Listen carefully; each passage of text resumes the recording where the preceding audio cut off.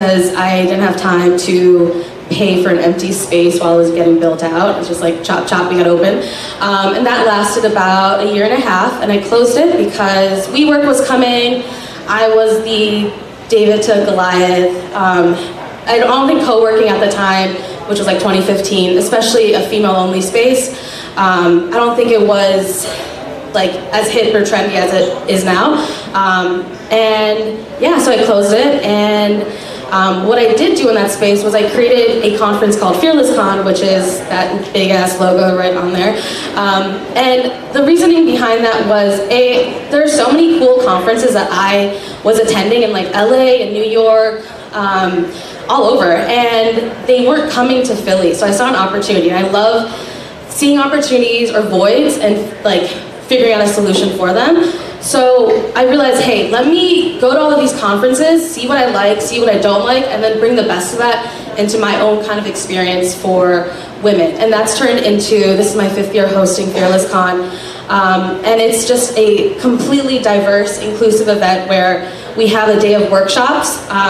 So education is very important. I love teaching, and I teach on the side as well. So I try and have a whole day of workshops where women come and teach others about strategy, about running a business, about being a mom and running a business. I get a lot of feedback from attendees being like, oh, I would love to attend a panel on how to get into politics as a female. And so I hosted one last year because of that feedback. So it's great to get that type of opportunity to give back and yeah, work with everyone.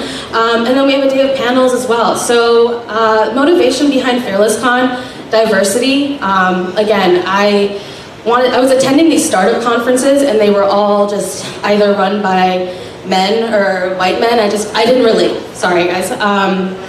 So that was that. And also diversity within women. So the speakers are not they don't have 1 million followers on Instagram. They're not, you know, bloggers that have this amazing lifestyle traveling the world. They're real women, and even if you have 200 followers, but you have an amazing mission or story, I will still have you speak. It's not about followers. It's not about like how many awards you won, blah, blah, blah. It's about what you can provide for the community for that year.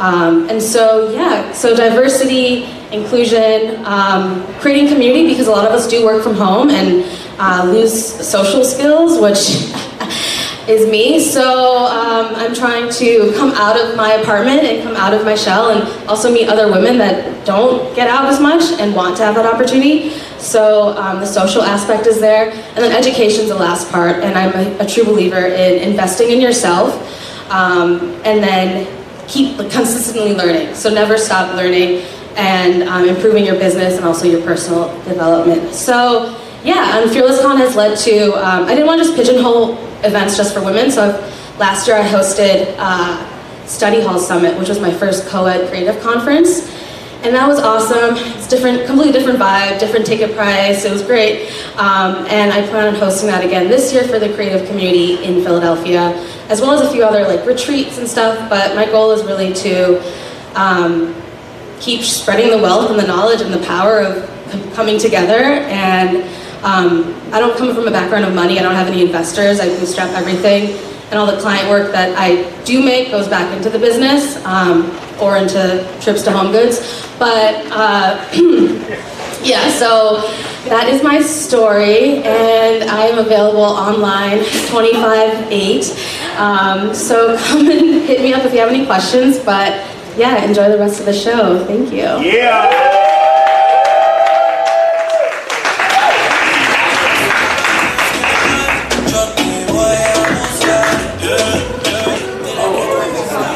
Thank you, Melissa.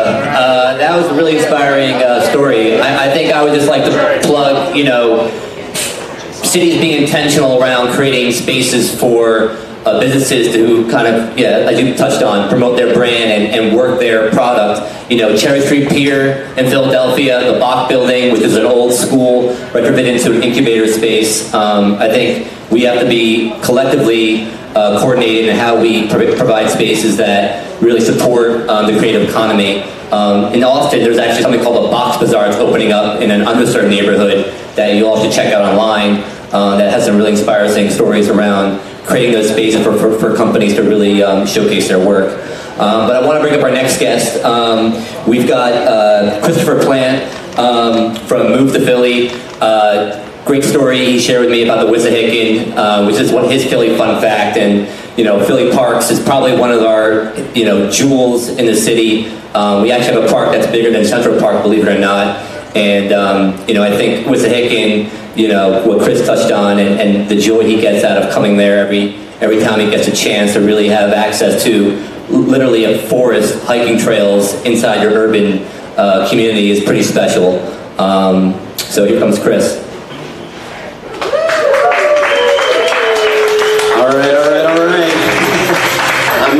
Very excited to be here at the Amplify Philly house. This has been such an experience because normally I'm the guy who would never shut up about Philadelphia, and it's very nice to be surrounded by a bunch of people who feel the same way that I do about Philadelphia, and to come here and to be around all these people and to talk to all these people in the city of Philadelphia, or about the city of Philadelphia here in Austin, has been fantastic.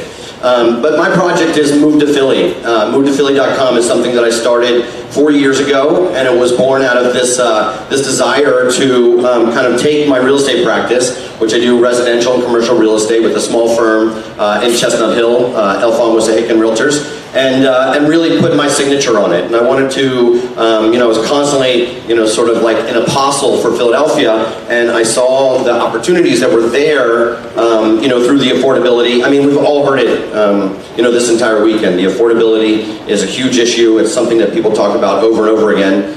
But I do think that what it allows you to do, more of a signature, is kind of what I talk about, what I'm doing in Philadelphia. I've helped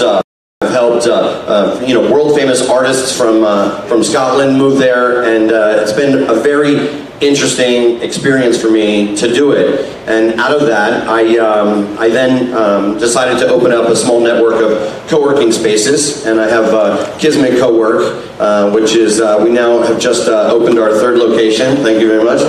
We opened our first one in 2017 in Chestnut Hill, and my goal there was to kind of like open co-working spaces in tertiary markets and kind of go to where I think people want to live, where they want to spend their time, and kind of more have an opportunity to be in a very design-focused space in an area where people would really want to live. So we opened our first one in Chestnut Hill, and that was in 2017. We opened our second one at 10th and Spring Garden a year ago, and now we just opened our third one in Manayunk, 13,000 square foot space, just last Friday. So check us out at Kismet Co-work and come see that. And so when I was doing the co-working, we were doing a lot of content, a lot of programming, and so I decided that I wanted to do a day-long ideas festival. And so this year we launched something called Grateful, which is GREATPHL, and it was a day-long arts festival. We took a Parks and Rec property, the Venice Island Performance Center, and we rented that out for the day, and I brought in 20 speakers to share their Philadelphia experience, what they're working on, and kind of relate it back to the city of Philadelphia. But we brought in dancers, we brought in performers, and it was very similar to kind of like what I think Rec Philly is also trying to do, and really trying to mix things up, mix up the way that you learn and how you share with people. And it's all really about building and establishing community. And so to that end, what we're doing with Kismet is we're going to be launching Radio Kismet, which will be coming later this spring, and that's going to be kind of like a podcast network, but just an aggregator of all the great content that we're working on and that I'm seeing come up in Philadelphia, and give people that opportunity to kind of share through that platform. So that's what we're doing. So there's MoveToPhilly.com. If you guys are, every one of you are always talking to people, and if you have anybody that wants to come to Philadelphia and wants to kind of like focus on the human element, where everybody's covering a lot of the business of being in Philadelphia here, but if you want to, give people the opportunity to talk to me, and I can share on the ways that I think that, I can help them find the real estate, I can help them find, great homes and that sort of thing. So thank you very much. I'm very happy to be here in Austin. All right, thank you. Thanks, Chris. That was great. I think we need to give you your own booth next year and have you just put a flag in here and just like hold down the fort for the next couple of days. That's a great story, and I think a great opportunity to really get people to move here. I think this is probably why we're here, right? To really promote Philadelphia and give them hopefully simple access to get to the city. Next guest is Sally. Sally's with the Cambridge Innovation Center, and her Philly fun fact is, and I'm wearing blue, like bright blue pants, so I don't know if this really fits with my style, but I'm a full supporter of whatever people want to show and get into and be comfortable. And that is that she wears, for 5 straight years, has worn only black to work. I think that's like a record, on Guinness Book record maybe. I think we should look into that. But that's awesome. Do you? That's great. And can't wait to have you come up here and share your story.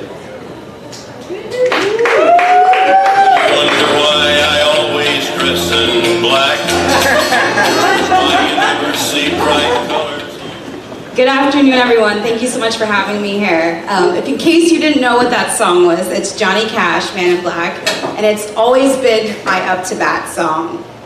I'm a first-generation college student that was raised in poverty and raised by my grandparents and my single mom. And I grew up in Pittsburgh, and in the 1980s, after the steel industry collapsed, like many families in Pittsburgh, it was extremely hard to recover from that. And so that meant that a lot of our families had trouble accessing resources like education, employment opportunities, rehabilitation services, and healthcare. And so throughout my super non-linear career path and spending over a decade in the nonprofit sector, I found myself in the for-profit sector, working for a company called the Cambridge Innovation Center, or CIC. And I had left Pittsburgh a few years ago, and I had went to Houston and Miami, and I had found myself working for CIC in Miami. And it's a shared workspace and wet lab facility that really focuses on building intentional communities with our space. And to make things even more complicated, when I asked our CEO, well, what's our mission? He's like, oh, that's easy. It's to fix the entire world through innovation. And we're like, okay, that's extremely hard and really, really complex. So over the past year here in Philadelphia, I found myself creating really intentional relationships with the communities that I've been servicing. We have a building on 36th and Market, and we have a partnership with the Science Center and a lot of other organizations both within the building and outside of the building that focus on really developing this and who we're servicing. And so I pitched an idea to my company, and I said, I really think that we need to think about community engagement in a new way, and we need to think about how we're activating our spaces when we first land into a city. Like, yes, we can leverage all of the resources in Boston and Cambridge, but we also need to really engage with the communities that we're in. So about 6 months before we even opened a physical building, I spent time going to any single event that I could go to, having dinner in people's homes, lunches, coffees, going to CDC meetings, and understanding what Philadelphia and my home of Pennsylvania really needed help with. And for us, it was focusing on building those relationships and having the access to resources. For me, in my personal experience, it was knowing that I had no access to tons of resources and communities that were developing around me. And it was really frustrating to see a lot of things happening and knowing that I never had access to quality education or healthcare. And so being in a city like Philadelphia and having this beautiful, huge building coming up, I wanted to make sure that people like me and the people that were like me also had access to those resources. And so when I began sitting down with a lot of people in the community, I heard things that were very similar, like, hey, we have a lot of resources and there's tons of people that are interested in helping and being engaged in the city, but we're not always working together. And that was one of the common threads that we really started to hear throughout our time in establishing relationships in the city, was that all of us really cared. All of us are doing great things, but if we all combine that impact together, we could have more resources and a bigger impact for the people that really needed access. So one thing that I started was a Social Impact Cohort. We looked at organizations that were nonprofits in the city, specifically West Philadelphia, that we could house pro bono, and that we could uplift through resources by space, networking opportunities, and mentorship opportunities. We also looked at how we were activating our space in terms of diversity, equity, and inclusion. And so for me, that was making sure that every single decision that our company made, from the paper that we buy, where are we buying that, from the caterers that we use, from the events that we host, to the people that we hire, were reflective of the community and supported the community, West Philadelphia, where we're at. And so it's been an amazing relationship so far. We've welcomed several organizations, a lot of which are here, especially in the creative sector, like Global Village and Venture Cafe. And it's been exciting to build those relationships, knowing that the community has very much been a part of that decision-making process for us. It's something that we're looking at when we go to new cities, that yes, we can leverage some of our global brand, but we're also making sure that we're really relying on the resources that the city has already. And so some of my call to actions for you would be to, every Thursday we open our building up. Our partner, nonprofit partner, Venture Cafe, hosts free and educational programming that's open to the public. It's called Venture Cafe. It's from 3 to 8 p.m. Anything from a female founders roundtable discussion to office hours with an IP lawyer to discussion on funding your project or idea. It's kind of like a mini conference, and the content rotates on the hour. We also invite you to join us for this evening when Global Village takes over at 5 p.m. today. And I just wanted to share 2 more takeaways that we've learned from some of our community engagement. Showing up to an event or a program or someone's home and being active and present. Listening first, making sure that if you're a thought leader or a change maker in your organization, that you're not always giving the ideas, that first you're listening and saying, how can I help? And if you do if someone asks you for help, that you're following through on that. Look at inclusion in all of your decision-making processes. Does that mean our staff is going to make mistakes? Absolutely. It's my job to build bold and responsible leaders for our organization that know when to apologize, that know when to be compassionate, and that know when to be adaptable. Also, just understanding the people that you service and work with, getting to know them, breaking bread with them, learning about the history and the culture of the areas that you're working in, creating authentic relationships on a personal level. I thank you all very much.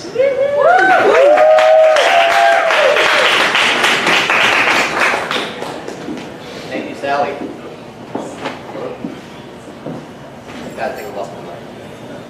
Thank you, Sally. There we go.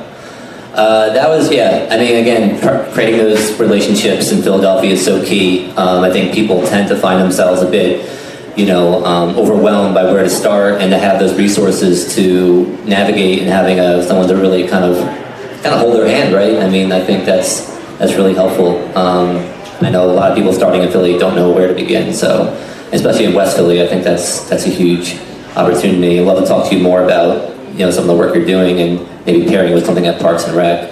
That'd be a lot of fun. And then next up we have Alex from ZivTech. Alex is kind of 2 fun facts. One, loves parks, which obviously speaks to my heart. I guess he was kind of sucking up to me, I don't know, but I think our parks, like I said, are a jewel. So I know I've seen him walking through our parks constantly, so I know he's out there keeping an eye on things. And then a 7th generation Philadelphian, so a lot of stories I'm sure to share. I'm sure he's informed a lot of the work that he does today. So come on up. Where I'm from, my favorite is where I'm from. Where I'm from, be like run your coat. Keeps a fat beats by the back. Where I'm from, nappy hair is like we be reading marks. Where I'm from, the kids be rocking clocks. Where I'm from, you turn around your cat, you talk over a beat and dig some sounds. I have Ignite's new swag here for anybody looking for swag ideas for Ignite. They left already. They were giving out the vapes, but if anyone knows Dan Blazerian, this is more, I think, apropos. And he could also take the cow too. So just before you ask, why I would be bringing up a helmet on stage, I just am a firm believer in safety first. So, sorry, let me just get ready here. I'm wasting my time, wasting everybody's time. I'm sorry about that. No, you're doing great. Keep it going. All right, okay. All right, now, safety first, I do think should be the next slogan for Amplify Philly House. As anyone who's seen all of the rioting and police stuff going on here knows, that's been our top priority from day one. I do want to say, just because I'm wearing a helmet doesn't mean that you are in much danger as far as I know, but it could happen. So, anyway, I'm up here really just to tell you a little bit about Amplify Philly, and I will take this off. I'm going to do it. I'm going to live on the edge. don't anybody make any fast moves. I am dealing with, I'm going to warn you, with a little bit of an early case of PTSD, pizza trauma syndrome. Yesterday I had a pizza incident. I was drawn on for a slice of pizza, and I was promised that this would then lead to an orgasm within 24 hours. It has not happened yet. I'm just giving you fair warning. I don't know when it's going to happen. It could happen at any moment. So just, I'm praying it doesn't happen. It's a good thing we're recording this. Yeah. This is, yeah, don't tell anyone. Anyway, so Amplify Philly, something that I've been involved with from day one. Really, this house is a testament to all of the amazing creativity that's in Philadelphia, and the co-op, what was the word that they used earlier? Cooperative, I don't know what, cooperation and competitive all in one. But you know, Amplify Philly came together when a bunch of us decided we were just going to like go set up at South by Southwest Interactive, get some tables, maybe have a party. I talked to my friend Daniel Kahn and Rick Nucci and got them supporting it and brought it to the Philly Startup Leaders list. Luckily, at the same time, the year before, Dave Silver had thrown a party at South by Southwest Music. And so we called, put out a thing on the Philly Startup Leaders listserv and brought together a meeting. And what do you know, a couple months later, we had Little Dicky performing. That's his actual name. Don't get, this is not part of my orgasm joke. This whole thing is really a testament at this point to Dave, Michelle, and the Rec Philly team, the Witty Gritty team. Here's a picture of Dave's back right here. I don't know if you can see it. It's got the entire city. It's a close-up, so if you get closer to him, you'll see it. It's underneath of his shirt, though, so just watch out when you open it up. It might, I don't know how this sort of space-time stuff works. So, anyway, this really, if you go to any of the other events here, you'll see these, We DC, which is a testament to this notion that DC is every overachieving C student of America, or overambitious C student, I apologize to the other C students. And what you see at the We DC House is the economic agency that's trying to convince you that their city is awesome, and is not convincing me. I don't know if it convinced you, but what you lose in a house like that, where it's being done by their economic agency and not by something like this, which is more grassroots, is all of the flavor that makes that place unique and interesting. I mean, that city has a lot of great artists and culture and food, but you'd never see it at their house. Meanwhile, here you get, drinks, and oh, this is not a Philly drink. I apologize, but you also get a much more broad sense of what makes Philly awesome and unique, and yes, a little weird, like Austin. And I think it's just a real labor of love that really makes me incredibly proud to be a part of the city and this community. As someone who grew up in Philly, went to Philly Public High School, Philly has definitely gone through a lot of changes. Mostly for the better, although obviously every change has pain along with it. But when you look around this room and you see the diversity, and the diversity not just of people, but of businesses and interests and all these other things, I think, it really, hopefully is a testament to you also of what makes us, and if not you yet, there's this website you should visit, and you can be us too. So I think that's actually it. Any questions? Questions? Yeah? No questions? Oh boy. It's getting awkward. Here, I'm just gonna just sit down and have a coffee with this, all right? What are you guys up to? Sorry, this is all very awkward. And maybe I should put that helmet back on.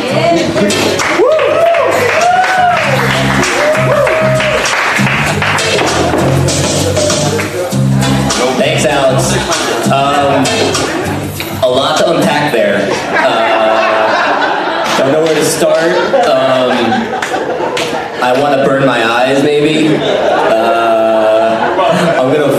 gonna watch that over and over again, and I hope that makes it to like the social media. Like, just where's the twit right now? Like, just tweet the shit out of that right now.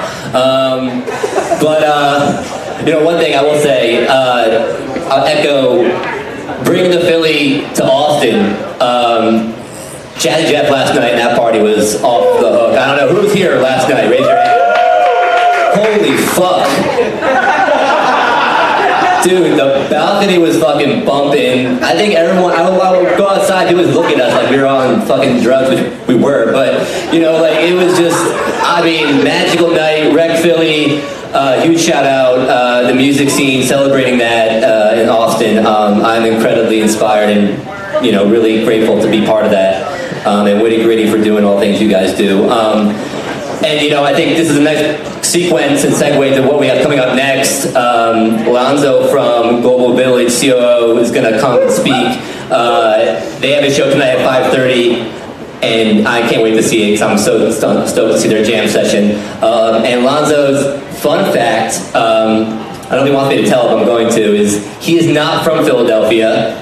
I know, but neither am I. So Philly's home. Philly is home. Yeah. Make some noise for that. Bring it. Make some noise for that. We boys forever, down to the letter. Join the football team, lacrosse and field. Actually changed my life. How y'all feeling today?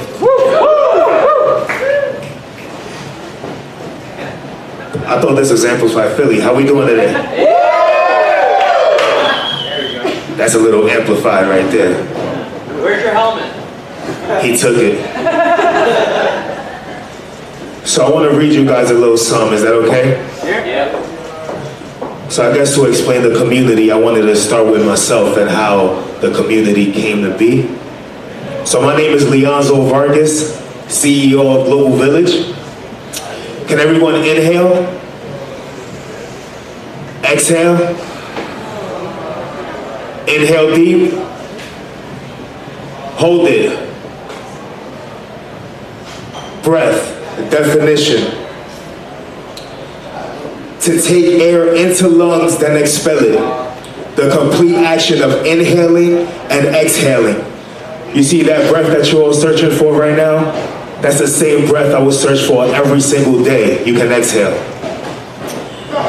Going through life, searching for breath where you do your best, but it ain't good enough. You get the job to buy the car, to get the clothes, but you still ain't fly enough. No, I did not listen to that new song. I guess I ain't hip enough. And no, I did not go out last night. I guess I ain't lit enough. My mama migrated here from the States, and my success dictates if the sacrifice she made to come to America was worth it. Maybe then she'll feel like she did enough. Forbes says in order to be considered successful, you must make over $100,000 per year. And according to my bank account, my wallet, and my piggy bank, let's just say I ain't got enough. Which then led me to do the things people society tell us are enough do. I inhale society. I spent time buying the clothes, buying the good food, buying the drinks, going out hoping to find the right partner, overworking to reach the goals that will validate my position in society. I was inhaling, having uncontrollable thoughts, inhaling, having panic attacks, inhaling, being angry about past decisions, inhaling, having anxiety about the perfect future I had in my mind, inhaling without exhaling, which means I was not completing the full verb of breath, which means I was breathless. Inhaling, inhaling, and like a balloon, what happens when it's filled with too much air? What happens when it's filled with too much air, y'all? Exactly. Y'all some geniuses. Make some noise for yourselves real quick.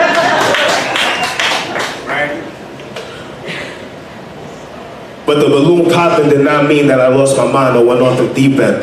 The balloon popping meant that I was no longer trapped inside the balloon. I could exhale. I could breathe. I could see. I could hear. Right? I stood on the corner of 8th and Market and realized all the things within our reality, the commercials, the billboards, the materialistic world that are said to give us value was created. It was all created. And if society was a DJ, let's just say I took off the headphones, stepped away from the music, And I realized, wow, material is useless until you use it, which means we bring a value to it, which means we are valuable. Can everyone inhale? Exhale? So then once I realized everything was created, I stepped back and I was like, wait a second. If this was all created, I could create my own reality, right? I could create the world I want to live in. So then what happened? I came across two amazing guys. Their names are Miyako and Raph Jones. I told them about this idea that I had, that I wanted to get together people who just want to express through music and really just feel good and feel good about themselves and feel love for just being who they are. So from there, we started in a small warehouse called the Rec Room, right?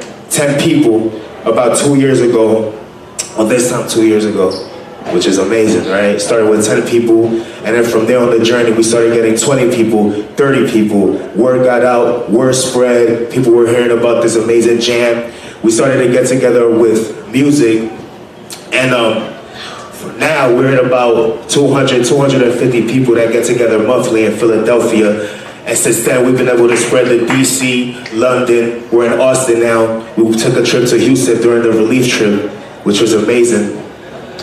And I guess really now where we're at, we're just at a place where we're just trying to build and really start diversifying wellness and what it means to feel good. Because growing up for me, next door I didn't have a yoga studio. Wellness for me was putting on Lauryn Hill and popping out. That made me feel good. So diversifying wellness, when you type wellness on Google, you can see people of color, right? And make sure that those people of color are not just doing yoga and meditating, but understanding what wellness means to us. Wellness for us in the inner city is good conversations. Wellness to us in the inner city is shooting some hoops with your cousin. Wellness for us in the inner city is putting on a good song that'll get you through the day. Is that y'all?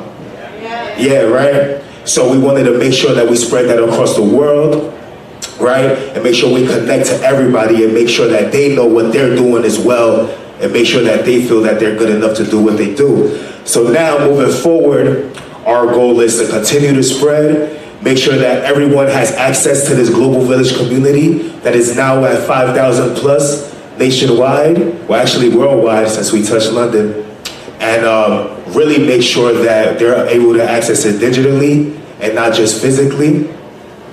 And our goal now is we're having our first festival, our first urban wellness festival called Manifest, August 3rd in West Philadelphia.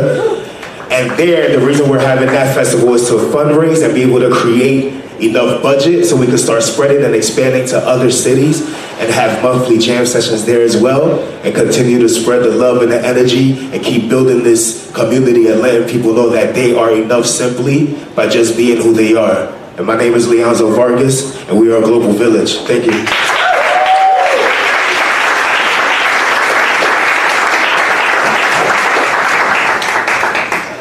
Thanks, Alonzo. That was, wow. That was the opposite of what just happened. But both good stories and good, branding Philly to yourself, right? And how you treat yourself. And, it was a crazy story. I was grabbing lunch yesterday out this random park, 20 minutes away, if not? And Alonzo and his team were filming, and I just walked up, just curious, what are they doing? What's going on? And lo and behold, we're both in Philly, and I think we're gonna have a whole jam session on the Parkway this summer. So I can't wait to make that happen. Yeah, Dave, we're gonna talk. We gotta talk. So beautiful things are happening in Austin, and a beautiful that was awesome. I'm not sure what else we're supposed to do right now. I'm gonna send you away. It's 3:30, so start drinking if you haven't already. Come back at 5:30 for Global Village.